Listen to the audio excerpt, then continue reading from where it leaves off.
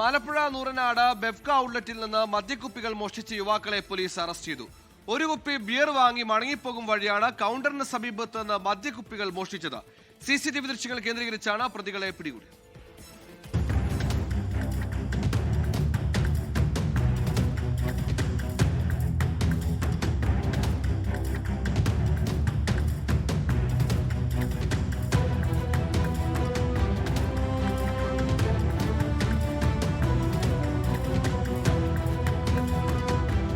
നൂറനാട് പടനിലത്ത് പ്രവർത്തിക്കുന്ന beverage ഔട്ട്ലെറ്റിന്റെ premium കൗണ്ടറിലാണ് മോഷണം നടന്നത്.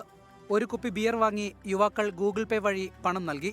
തിരികെ പോകും വഴിയാണ് റാക്കിലിരുന്ന മദ്യക്കുപ്പികൾ കൈക്കലാക്കിയത്.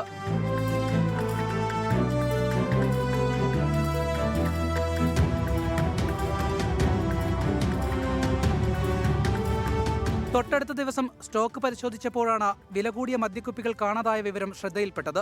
CCTV ദൃശ്യങ്ങൾ പരിശോധിച്ചാണ് മോഷണം കണ്ടെത്തിയത്. പരാതിയുടെ അടിസ്ഥാനത്തിൽ പോലീസ് അന്വേഷണം നടത്തിയെങ്കിലും യുവാക്കളെ തിരിച്ചറിയാനായിരുന്നില്ല.